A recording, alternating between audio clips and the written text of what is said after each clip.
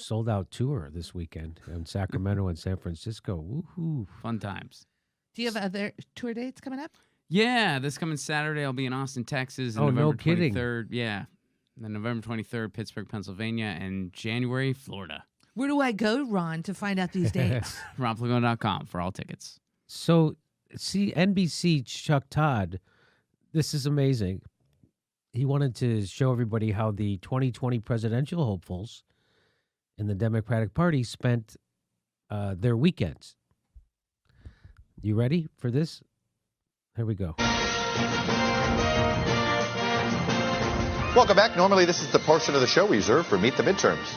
But our entire show is meeting the midterms, so here's a quick look at how some potential 2020 Democrats spent the midterm campaign's final days. Call it Meet 2020. Former Vice President Joe Biden capped off a busy barnstorming schedule with stops in Ohio and Pennsylvania over the weekend. Obviously, he believes his 2020 appeal is all about the Midwest and those working class voters. You know, those working class voters that he offers absolutely nothing to. Nothing. Hey, remember when I was in the White House for 8 years and didn't do a goddamn thing for you or your unions or your standard of living or do anything to make the banks treat you fairly? Remember that? Don't you miss those days? We all miss those days.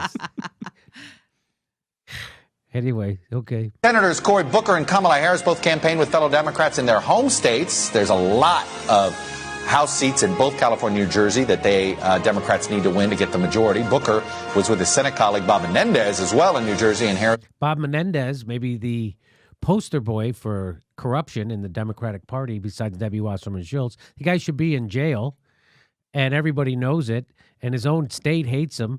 And the Democrats, instead of demanding he step down for being an obvious corrupt fraud, they rally around him. Nominee Gavin Newsom in California. Senators Elizabeth Warren and Kristen Gillibrand stumped for themselves because guess what? They're both on the ballot in 2018. They hope to be on a ballot in 2020 as well. And then there's former New York City Mayor Michael Bloomberg, who has spent more than $1 million on a... Michael Bloomberg, not a Democrat. Right? Am I wrong about he's an independent? 2-minute ad that is airing in large markets around the country that stresses his independence, his anger at the Republican Party, and his love for a new party. Take a look. I've never been a particularly partisan person. I've supported candidates from both sides. But at this moment, we must send a signal to Republicans in Washington that they have failed to lead, failed to find solutions, and failed to bring us together. You mean they failed to find solutions like stop and frisk? You mean that kind of solution, Michael Bloomberg?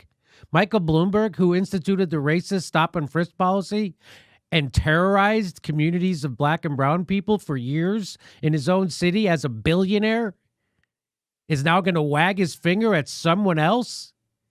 Yes. And Chuck Todd's going to give him a platform uncritically. That's why I'm voting Democratic. It's quite an interesting potential launch to his presidential bid. One Democrat. Interesting in a sense that I'm never going to bring up any of the relevant facts surrounding his candidacy. That kind of interesting.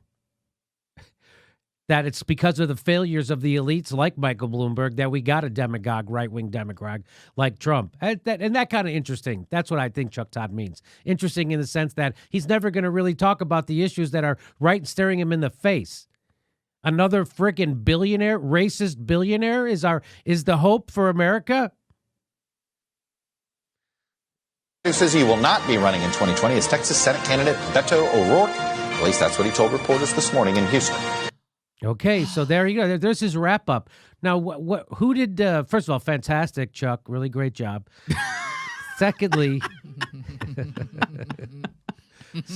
Chuck, who did you leave out?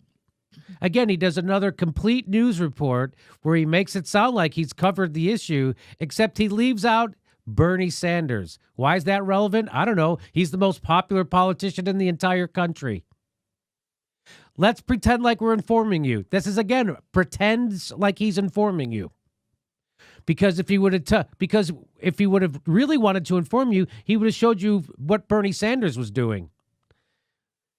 Bernie Sanders drenched in sweat after giving his third speech of the day. Brothers and sisters, you are not living in a democracy. You are living in an oligarchy, he said. That's what he could have showed you.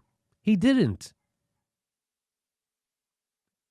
Interesting. And if you could say, well, he's only covering Democrats. Bernie Sanders is the Democratic outreach person, whatever that bullshit title they gave him. That's who he is. Secondly, you featured Michael Bloomberg. And the only reason he's wagging his finger at the Republicans right now is because of Trump. So there you go. So there's, again, another wonderful job by NBC News. Now, if you remember what Ed Schultz told us that Andy Lack, the head of NBC News, forbade them from covering Bernie Sanders. They were forbidden from covering Bernie Sanders, and that's why Ed Schultz got fired. And there's Chuck Todd. Here's Chuck Todd doing the bidding. And why did Andy Lack say that? Because what Ed Schultz said, they were joined at the hip with the Clinton campaign. Really? So corporate media and corrupt corporate politicians are working in collusion? That's weird. So again, now you know why people get their news from YouTube and why I will always have a job.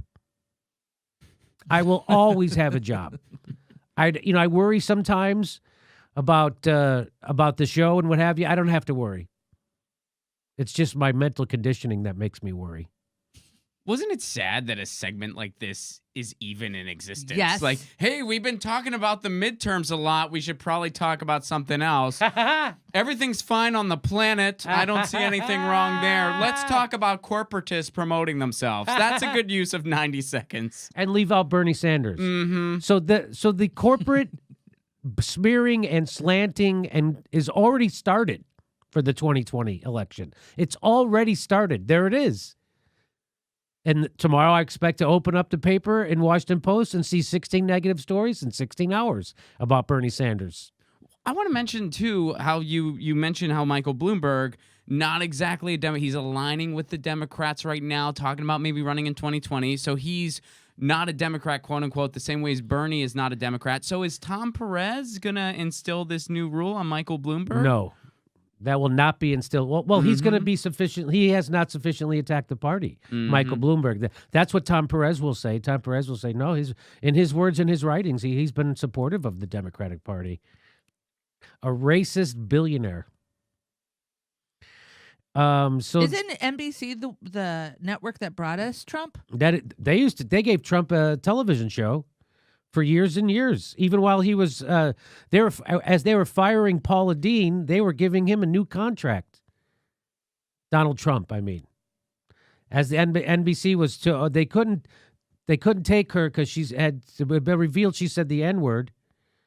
But Donald Trump, who revealed that he's literally Billy Bush lost his job. Billy Bush lost his job. Isn't that funny? It is funny. That is funny. It's funny that his last name is Bush. And it is. That's all that stuff is funny. There's lots of irony, but nothing funnier than how horrible Chuck Todd is at his job. That's